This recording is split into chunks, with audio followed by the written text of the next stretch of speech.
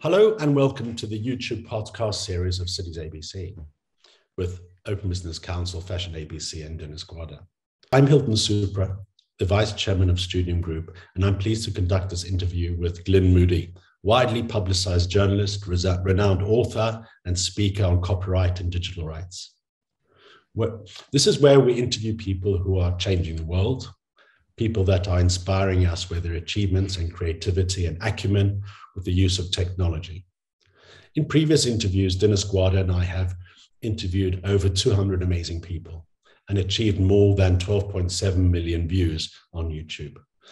This interview series on Cities ABC is in partnership with our platforms openbusinesscouncil.org and fashionabc.org, all fourth industrial revolution-based platforms utilizing technologies that employ the use of truth and trust through blockchain and the deployment of data analytics, AI, and machine learning. So today I would like to introduce you all to Glyn Moody, who is a widely publicized journalist, renowned author, and copyright and digital rights expert, where you write about the world. You've been doing this for like 40 years. You're an author in terms of the Rebel Code, which is the early stage of Linux and open source revolution. And in particular, your latest book, which was Walled Culture.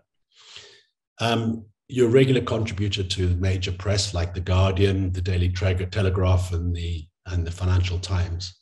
But you started as a mathematician at University of Cambridge, and having won we'll talk about that later, the Wrangler Award for being the top mathematician at that time.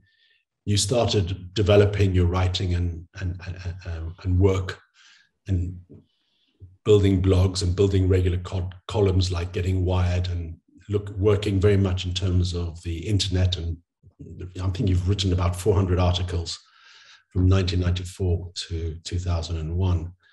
And another 2,000 articles for TechDirt, which I think is a really, really well-read blog, and over 400 for Technica UK, and also Computer Weekly. So who is Glyn? Well, I mean, as you rightly pointed out, I'm a mathematician by training and by nature. And in fact, I'm one of these strange people that actually really liked maths at school. When I was about 7, I realized that maths was what I was going to do for a long time. And indeed, I did pursue that to university. I went to Trinity College, University of Cambridge, which is Newton's college, Byron's college. It's got a splendid history. It's also the main college for mathematicians. It's where a lot of mathematicians go. It has more mathematicians than any of the other colleges. So it was a wonderful environment. And as you say, I was lucky enough to be what's called the senior wrangler. And this is a nomenclature that goes back many hundreds of years, whereby the people that study mathematics don't get things like first or second class degrees. Those who get second class degrees are called optimates. There's a senior optimates for 2 1s and junior optimates for 2 2s. And those who get first class degrees are called wranglers. And there is this sort of list of wranglers, or they don't publish it anymore. But they do sort of let the person who is the senior wrangler know that they are actually at the top of that list. And I was fortunate enough to be that person of that particular year. So that was quite good fun. Thereafter, I did a PhD in quantum mechanics in the department at Cambridge. And that was really interesting, not least because it told me I didn't really want to do research, because the nature of research is very different from sort of mathematics as you learn at school or indeed university. Essentially, I was working on one equation for 3 years, and I failed to solve that equation. And that's, not uncommon in the context of research, is that some things work, some things don't. But for me, that was rather frustrating. So even though I learned a lot as someone doing a PhD, and I got my PhD because I did a lot of work around that equation, it was ultimately frustrating. And so I wanted to do something that was perhaps a little bit more practical and had a little bit more impact on the world. And indeed, I decided that having done mathematics for most of my life, it might be fun to do words instead of numbers. And so I decided to become a journalist, almost as a kind of complete contrast to what I'd done to that point. Interesting. And then as a journalist, you've followed, I mean, it's very interesting that a lot of your journalistic work has evolved around technology and the very sort of early growth of technology. I recall you wrote some guide to how to use Microsoft at one stage. I did indeed. And in fact, I've been really lucky because I turned to journalism in the early 1980s, which, as you know, is really when the computer moved out of the kind of mainframe stage into the personal computer stage. And so I started writing about computers just as they started to move into people's homes and into the office. And at that point, it was clear that they were going to have a massive impact on society. It wasn't just a tool for businesses that could afford the £1 million or £10 million price tags. And I began following the developments through the early days, like, you know, the BBC Micro and the Acorn computer and all the names that most people have forgotten. And then we had the rise of the IBM PC and, as you say, of Microsoft. So I actually met Bill Gates a couple of times in the early days of Microsoft. In fact, when I went to interview him once in about 1985, at the end of the interview, he said, well, I've got this new program you might like to have a look at. And he gave me a personal demo of this program called Excel, which hadn't actually been launched at that point. So those were the very early days, and it was a really exciting time because it was clear that things were going to have a massive impact. But I followed that through with Windows, which again was a step up beyond MS-DOS because it is, as everyone uses today, a mouse, Windows on the screen. I mean, people probably can't imagine how you'd use a computer without them. But before that, we had command lines, and you would basically sort of type things in. And then after that, the big impact was the internet, which I discovered in the kind of early 1990s, just in it, again, at very early moments, 1993, 1994. So this was, again, before the internet had really taken off. And that was a really important moment for me, because as soon as you start moving around the internet, you discover this thing called free software, because the internet is based on software that is produced collaboratively by people who just want to make the best code they can. They don't make it for money. And this was almost a shocking experience for me, because I spent the previous sort of 10 years of my journalistic life writing about programs that you sold and made money with, and in particular the Microsoft ecosystem, which at that point was becoming incredibly strong. But this presented a completely different vision, not only of how to write software, but indeed how to work with other people for the common good rather than for profit. Yes. And then along came Linux at that time, and then obviously the commercial development of that with Red Hat and things like that. How did that fit in with your experience? Well, yeah, as you say. So, as I say, I discovered this probably in 1994. It was the first time I came across this idea. I wrote an article for the American title Wired, which came out in 1997, which was the first mainstream article about Linux and about Linus Torvalds, who is this, or was this Finnish programmer. He's now got American citizenship. I presume it's dual citizenship. And so I went to Helsinki to interview him in his flat. And again, it was that sense that this is a very different world, the kind of world of incredibly generous people who weren't trying to make money. They were just trying to make the world a better place. And what was interesting, and I wrote about in my book, Rebel Code, as you mentioned, is how businesses grew up that were somehow consonant with that idea. So businesses like Red Hat, which was later bought by IBM, they built up a multi-billion-dollar business while giving away their software. And so there was this completely new approach to making money with software. And indeed, we've now got to the stage whereby essentially open source rules the world, apart from on the desktop, where Windows is still very strong. In every other respect, whether you're dealing with cloud computing, whether you're dealing with the Android operating system, which is based on open source, it is recognized as a better methodology for writing software. So even though it began as an essentially ethical movement, it was so strong in practical terms that it's taken over all commercial development. Yes, I can understand. And in terms of the open source evolution rather than revolution, I would say, there are developments in terms of you looking at who owns what. And then you started writing about copyright laws and looking at how copyright has really been going on for, 300 years. And it's disenfranchised people who have created original content or original work. How did that come about, that whole... So you're right. It has been a very interesting sort of trajectory, but one I think with a certain logic to it, because I'm still a mathematician, so I quite like to keep the logic. In that, as I've described, the world of open source is about this collaborative sharing. And it's worth mentioning a few other examples of how that idea has taken over. So, for example, Wikipedia, everyone knows, but that's an example of the open source approach applied to knowledge, whereby people work collaboratively on an encyclopedia and indeed on knowledge. And another book I wrote is called The Digital Code of Life. It's the application of the open source methodology to genomics, to DNA. And the whole Human Genome Project is actually an open source project, because the people behind it very wisely made the decision to share their DNA files freely with no restrictions. And it is that which has driven the amazing genomics revolution that we see today. But it's exactly the same approach, ethos, and methodology as open source. So I looked for these kind of similarities and commonalities in different fields. And eventually I bumped up, as you say, against copyright. Because it turns out that copyright in many senses is kind of the antithesis of this sharing world.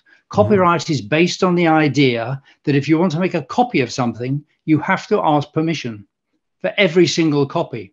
Whereas open source, the DNA genomic material, Wikipedia is based on the idea that you can copy it freely and share it freely for the benefit of humanity.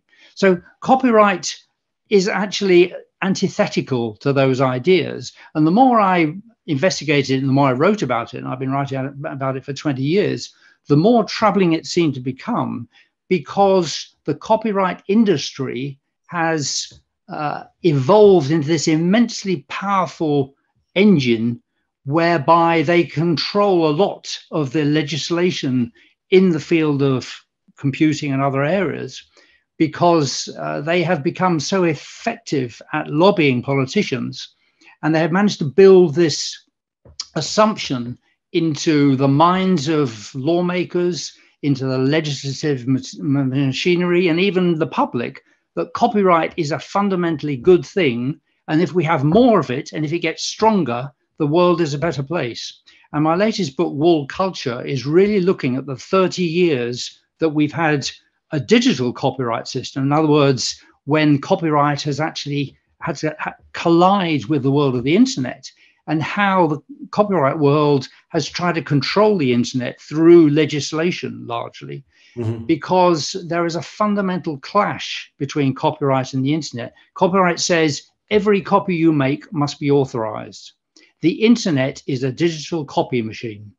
It works by making copies of files and sending them over its network. Yeah. Everything you do on the internet is covered by copyright.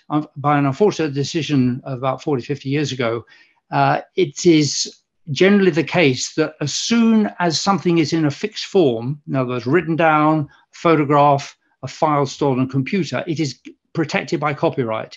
It's almost as if you can't turn copyright off. That means everything you do on your computer, when you're sitting there and you write an email or you write a document or you take a picture, it's covered by copyright. What that means is that when you start sending that around the internet and other people start passing on things like your email or your photograph, they are actually infringing on your copyright, because you can't turn off your copyright. And so the whole of the internet is basically saturated with copyright infringement. Everything everyone does on the internet is essentially copyright infringement. There's a very interesting article written back in 2007 whereby a professor sat down and said, well, let's just work out, how much this might cost you theoretically, this infringement, as you use the internet. And he went through a typical day of someone using the internet. And he came to the figure of potential copyright infringement that you might be charged for in a court of $4 billion a year for one person. That is the scale of copyright infringement that every one of us is engaged in every day. Now, of course, people aren't taken to court over that because, the entire world economy would collapse. But it's there. And worse than that, people are actually disobeying this law practically every second of their lives. So you have a law, the copyright law, that is being ignored because it just suits everyone to ignore it. In my book, a law that is ignored is a bad law. And that's an indication that there is a fundamental problem with copyright in the digital age. Mm-hmm. But in the process of, the incredibly valid explanation of how we create content every day and that we utilize other people's content every day, and it's infringing on copyright law. But in terms of the lobbying power of the citizens, is unable to effectively change that because there are major stakeholders who are involved who, for their own interest, somehow are preventing that change in copyright law. Absolutely. And the reason that has happened, I think, is that 40 years ago, you and I would not have cared about copyright. It would have been something for copyright lawyers, and we would have assumed it's some obscure aspect of law that doesn't really concern us. Mm. And that would have been largely true because we couldn't make copies of books. We didn't have a printing press, so we couldn't make an illegal copy of a book. But you and I have the most powerful copy machines in the world, which is the computer and the smartphone. We're making copies almost for zero cost, and we're sending them over the internet, again, for zero cost. And so the world has changed, but the copyright industry hasn't changed with it. They are still living in an analog world where copying is hard, and they have convinced politicians that this is the natural state of things, that copyright has to be there because it's always been there and it worked so well in the past. So why would we change it? In fact, let's make it even stronger. And the public, as you rightly say, has no voice in this, even when occasionally it tries, because they're up against these big lobbying companies. The entire system is biased against them.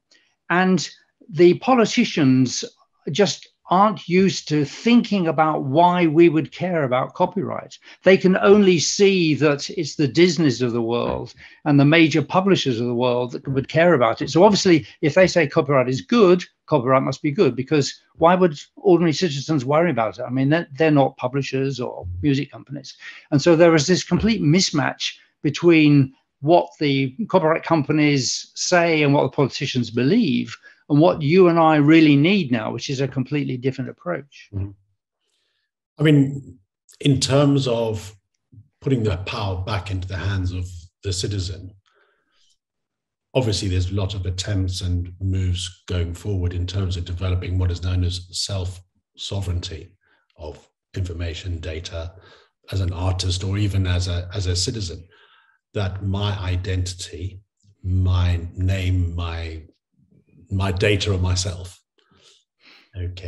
is in the public domain anyway. But it's been used by the likes of, every time I engage with Facebook or these platforms, I'm becoming the commodity. Absolutely, yeah. For these platforms. So there's very, very little interest in these platforms to change. Of course. Naturally, because it's an economic model. Where self-sovereignty platforms that are being developed today in such a way where I am in control of my data, my identity, and I make it available to the world, but in some way I get rewarded for doing that, or no reward. I choose. It's my choice to make that decision. What sort of examples have you seen of this actually having some impact?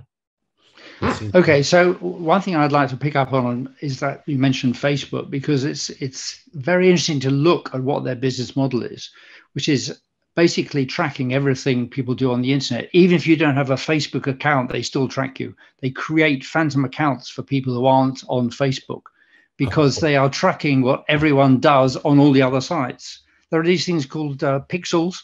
Basically, when you go to a site, these pixels know that you've gone to that site, and they tell Facebook. So Facebook aggregates this information about all the sites you visit, because that way they can sell that to advertisers.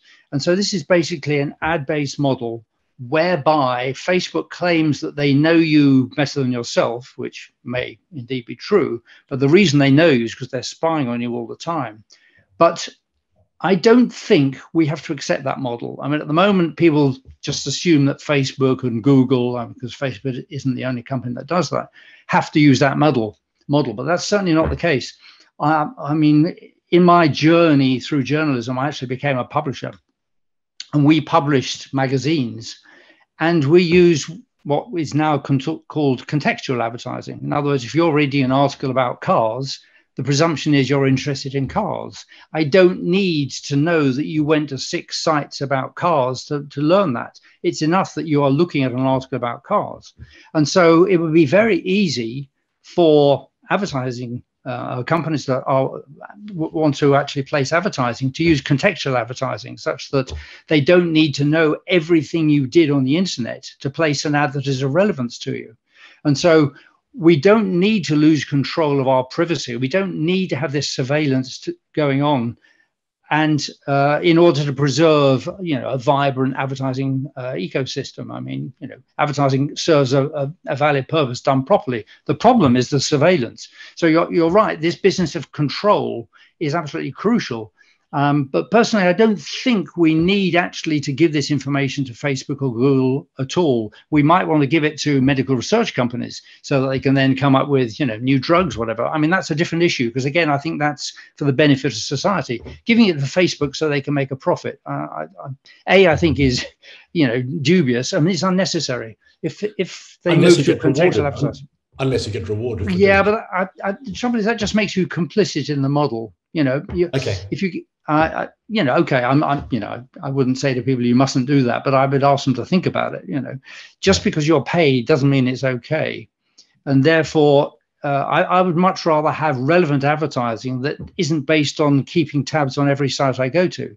And contextual advertising does that. I mean, when you go to a site about X, it's perfectly legitimate to see advertisers with something to do with X. But as I say, they don't need to draw on Facebook's immense databases that have all your personal details in it. There's 2 separate issues there. Yeah, as we're all familiar, the banners appear in exactly, and they do that because they're tracking you. I mean, they know where you went, and so they track you and then show it again. But that kind of thing just upsets people, rightly so, because they realize they're being followed, and is unnecessary for an ecosystem.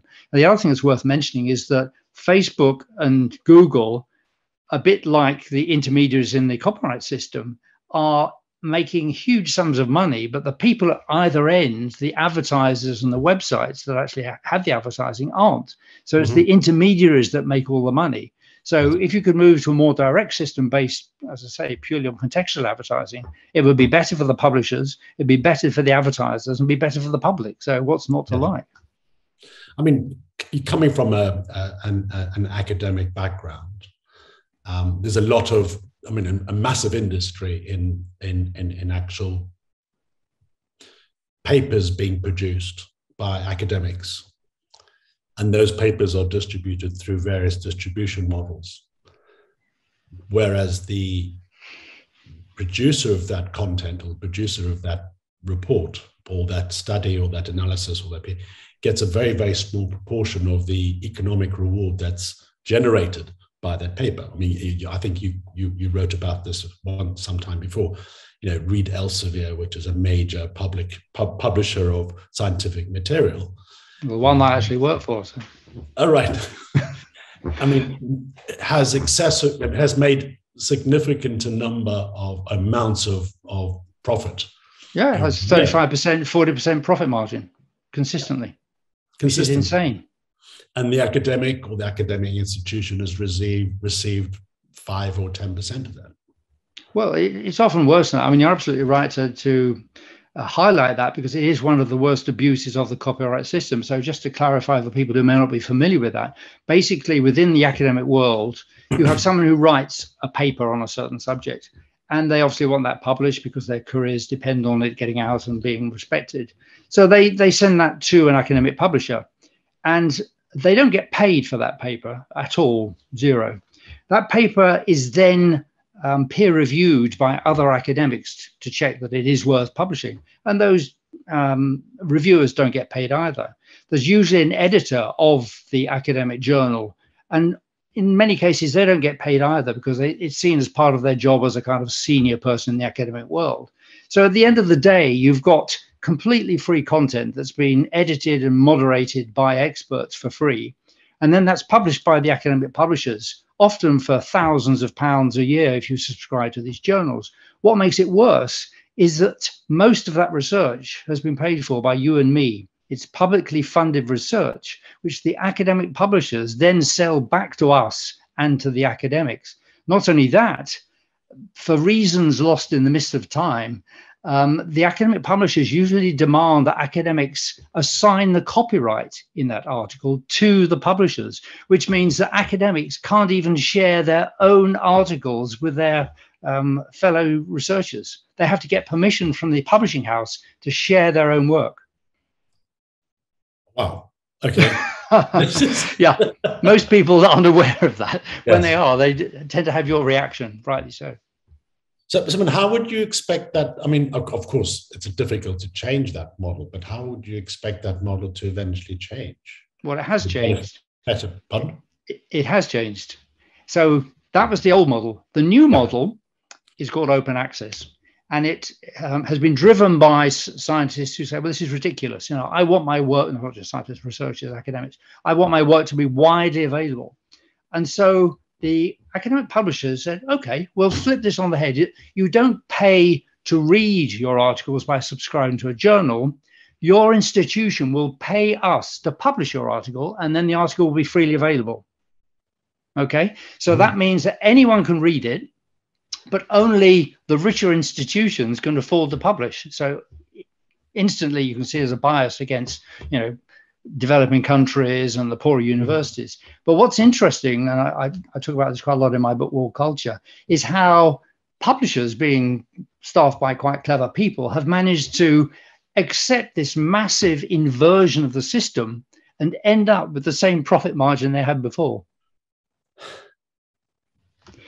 And it's really extraordinary how, you know, the people that pushed this through thought they'd won, and then they sort of looked at the numbers and they found nothing's changed in terms of the money. Yes. Yes. Okay. That's another problem to solve. But then, of course, you know, you've got the academics who are, you know, trying to get rewarded for their original copyright work that they're doing. But then everybody today, because of the internet, is a producer of content, and sometimes very talented people, whether they are artists, musicians, who are creating this fantastic work in the digital age, accelerated by the COVID crisis, where most people who were struggling artists before were struggled even more, and they're still struggling because the Spotify model or the sound, you know, whatever publishing platforms there are for this type of content is very, very skewed again against the original creator of that content. It is. So how did you address that in your book and the book? Right. So what I've been talking about so far is how there is this problem with copyright because of the internet. In other words, there's this clash between controlling every copy and a global system that wants to spread copies as widely as possible. I believe that just as internet is a problem for copyright, I think internet is the solution to copyright, because the fact that everyone is connected to everyone on the internet makes it much easier for a creator to have direct connections to their fans. So all those intermediaries, whether the old ones like the publisher houses, the recording studios, or the new ones like Spotify and SoundCloud, who seem to be something different, but a bit like the academic publishing, turn out to be just like them. You can actually get rid of them to a large extent. And we actually as a society are already quite happy with this idea, because lots of people use crowdfunding. And this basically says, I've got a really great idea, or I want to write a book, but I've got to eat for the next 2 years. Could you possibly send me some money? And then I'll give you a copy of the book at the end. And even better, if you're an established writer, you can say, well, you love my work for the last 10 years. I've got a fantastic idea, but I need to earn some money while I'm writing it. Mm-hmm. Could you support me? And if you've got lots of fans, they will support you. So this idea of what are called true fans, now there's the people who really love your work, pay forward. They don't pay for what you've written. They pay for what you will write. Yes. And so it's this really interesting model of patronage. And in fact, this is how most great art was created throughout history. If you think of all the popes and the emperors and the kings, they did this. They said to an artist, I love your work. Just go and build me a palace, or I love your work. Paint me a huge painting. Here's a huge sum of money to keep you going. Yep. And so that model is how we've got most of the works of, the great works of art. And therefore, I think the internet allows us to democratize that. You don't need to be a king or an emperor or the Pope. You can just give your, $10, your €5, because if there are 100,000 of you giving €5 or $10, if you add that up, it's enough for the artist to live on until their work comes out. And therefore, the model is self-fueling in that way. Absolutely. And the technology exists today where exactly that content produced by that artist and funded by a specific person or group of people can be rewarded for participating in the funding forward of that content. And it's even better than that, because, as I say, this idea of true fans, which was first articulated by somebody called Kevin Kelly in 2008, the idea of the true fan is that they love your work so much that they don't really care if other people get it for free. And so it's in the artist's interest for their works to be shared as widely as possible. Why? Because you find those true fans by sharing your work, and they will then fund you. So you don't care about the people who get free copies and then think, well, I didn't really enjoy that. You care about the maybe 1 in 10 or 1 in 50 who think, this is absolutely amazing. I must have more of this. What can I do to make sure that I have a new work? And I will therefore send money to this person. So you, instead of having piracy, you have marketing. All those free copies turn into marketing. Of course, it's an opportunity. It's free marketing. Exactly. So it turns what seems to be a problem in the copyright world into a fantastic opportunity. Yes. As you know, with the development of technology, this is going to be an interesting question in terms of avatars, where an individual could create one or multiple copies of themselves as avatars. Mm-hmm. And those avatars go out and do things in the metaverse. How does copyright work currently, and what are the challenges? Well, you're absolutely right. I don't know whether you ever took part in or knew of something called Second Life as a virtual world. Yeah. Okay, so Second Life was a very early, very interesting implementation of the metaverse. This is 15 years now. Yes. And at the time, it seemed like it was going to be everything that Mr. Zuckerberg keeps promising and never delivering at the moment. It was actually much better than what Zuckerberg has done already. Yeah. But it effectively never took off because they made a fundamental mistake, in my view, but then I'm slightly biased, in that they tried to enforce copyright in a virtual world. So they said you can't make copies of virtual objects in that world. Mm-hmm. You have to pay for it. So they were trying to make things that are inherently copyable and inherently widely available. They were trying to make it hard to make a copy of something that you could copy easily. Okay. And that internal contradiction, in my view, is why Second Life never took off. It was brilliant technology. They had lots of brilliant people doing fantastic things, but they imported the 300-year-old idea of copyright, and that just destroyed it. So really, to answer your question, I don't think it's going to be possible to enforce copyright in these virtual worlds. And anyone that tries to do that is guaranteeing that their system won't work. Sure. And the only way it would be possible is where obviously we are in the metaverse. The metaverse is just another three-dimensional Facebook page, for example, where you can buy and sell product in the three-dimensional space, but get delivered the real product. Yeah. I mean, obviously, but then you're not worried about people making copies, because again, that's marketing. If somebody makes a copy of your virtual, I don't know, washing machine, you haven't lost the washing machine. So it just means the washing machine's brand is spread more widely. So again, that I think that speaks to what I'm saying, is that you want people to make copies of things to actually generate money in different ways. Yes. Very interesting. And I just read an article about Damien Hirst, who recently had created these NFTs of his original artwork. Yeah. He had the physical artwork copy, and then he had a series, and then he had NFTs of that. And he's just burnt, but I mean physically burnt the original. Yeah, I saw. I'm trying to understand who owns that. Okay, the NFT is a unique copy of the original. The original doesn't exist. Mm-hmm. So where does copyright law stand in that respect? Because it's a copy of nothing. It's now disappeared. Yes, I mean, copyright law applies to digital objects anyway. So the creation of the digital copy itself will have copyright, and then you can use an NFT to assert ownership over it. I really don't think that's going to catch on in any meaningful way. But I have just recently, I've just written an article which is coming out probably next week, come across what I think will be quite a useful application of NFTs.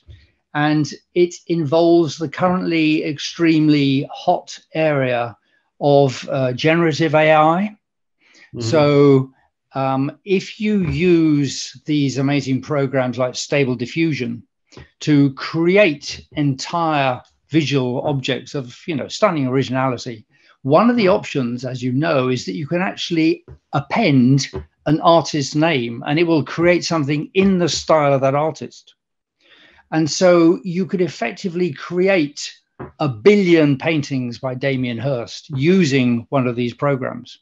Yes. And obviously they're fairly crude at the moment, but the one thing we know about computers and AI is that it gets much better, very quickly. So I foresee a time when it'll be almost impossible to tell the difference between one of the originals created by the artist and one of these generative AI products. And at that point, what becomes really important is originality. So you want to have the original, and the only way to do that is to use something like an NFT, which actually affirms that this is an original creation of the artist, not something produced by an incredibly good generative AI program. And so at that point, the NFT and the fact that it is unique actually attains a real point, I think. Yes. I mean, in terms of these generative AI models and the copyright in the digital space, it effectively says that the owner of the AI algorithm is the owner of the copyright that produced a particular work. Well, that's not what Stable Diffusion says. If you look at their license, they actually say, we do not make any claim over anything you produce for. Okay. And that's it's worth noting, that's open source as well. So it's a really good example. It doesn't really matter what other programs might assert. This is something you can use. I actually have been using it quite a lot recently. And everything you create is yours in some sense, but maybe it isn't yours because you didn't really do much. You typically type in 4 words. That's not very creative. So I think it calls into question creativity in a very interesting way.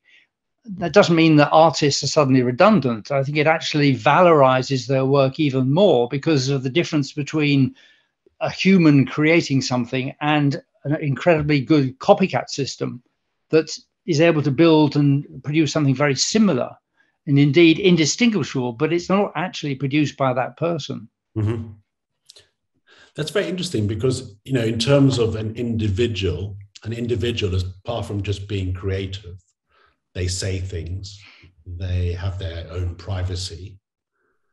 How does copyright law threaten us as individuals in terms of our knowledge, our freedom of speech, and our privacy?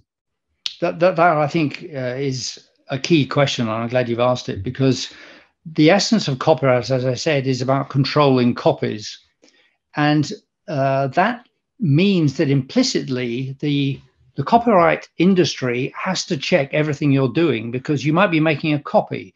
So even if you're not trying to copy some copyright work, when you produce something, when you share something, when you upload something, the copyright industry asserts its right to check what you're doing. And the most dramatic example of that is the European Union Copyright Directive, which passed a few years back, because that is going to bring in upload filters. So when you upload something to Facebook or to the other major sites, this filter will check what you have uploaded. So it'll check theoretically that it isn't infringing on copyright. But the trouble is, this filter will be an algorithm, and you cannot encapsulate a legal system in an algorithm. So it is going to overblock. And one of the ways it'll overblock is that people, for example, using parody, people making comments, people making analyses of copyright works will be blocked. And so that freedom of speech, that ability to comment on pre-existing works will be lost. And so I think this is going to be an immense problem in the future. America's already talking about bringing in something similar. So it's not just a EU problem. This is what the copyright industry wants. They want to be able to check everything that appears on the internet. And if they overblock by accident, well, that's just tough. Wow. Okay. So that's a great infringement on our freedom of speech. Yeah, absolutely. And that shows the collision between this right that the copyright industry asserts to control copies and our right to express ourselves. Cheapers. So, I mean, in terms of new copyright laws today and fake news, how does that work in terms of copyright? Okay, well, in fact, this EU copyright directive, which I think is probably the worst copyright law in history so far, but I'm sure they'll manage to do worse in the future, not only brings in these upload filters, it also brings in something that has been variously called a link tax or a Google tax, whereby if you quote even a sentence or two of a news publication on one of the major sites, then you have to pay for that. So it's a kind of super copyright. It's not just you pay if you use the whole article. It's literally if you use 5 words from an article.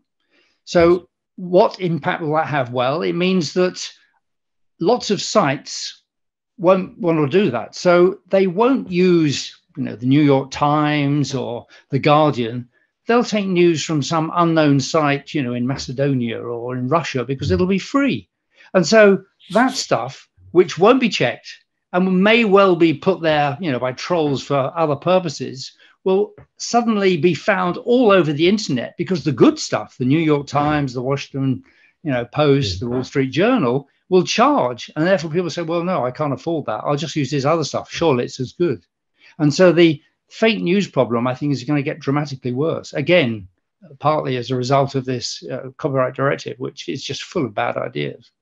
I mean, under the new copyright directive, if a user is using Twitter and reposts an article from, say, The Guardian or the Financial Times, how does copyright fit? Well, that's an interesting question, because obviously the individual user wouldn't have to pay, but it may be that Twitter would have to take a license out on all the publications that run through their platform. Yeah. I mean, we don't know. This is the trouble with new copyright laws. Basically, they're put together in kind of back rooms between the lobbyists and the copyright industry and the politicians. And then they emerge into the light of day. And then you have to start working out what the consequences are. And they're usually bad consequences because they don't think through. One very impressive demonstration of this involves these upload filters. So as you probably know, having lived in various parts of Europe, the way the European Union works is when you have a directive, that is a kind of overall guideline which the individual member states then have to institute in local legislation. So there have to be 27 versions of this copyright directive. And that was supposed to have happened like a year or two ago. But this law is so bad that the lawmakers in the individual countries haven't worked out how to implement it, because it's internally contradictory. So only about half of them have managed to do anything. And mostly it sort of says, well, see the directive, as in we don't know what it means, but do whatever the directive means. So all of these laws that are being passed are kind of provisional. We just don't know how they're going to work. Mm-hmm. And there's a deep irony, because France has passed one implementation which is incredibly hostile to end users. Germany, to its credit, has tried to, square the circle and come up with a better implementation, which is completely different from France's. But the whole rationale of the copyright directive was to make copyright uniform across the European Union. Mm-hmm. But we're going to get 27 different kinds of copyright now across the EU. So it is actually doing the opposite of what its stated purpose was. I mean, it's the ultimate failure in terms of legislation. So in terms of the book that you wrote, Walled Garden, you do talk a little bit about that. And it's quite controversial in terms of how you feel we must abolish copyright and go back to the drawing board. And what are the alternatives? What are the viable alternatives for that going forward?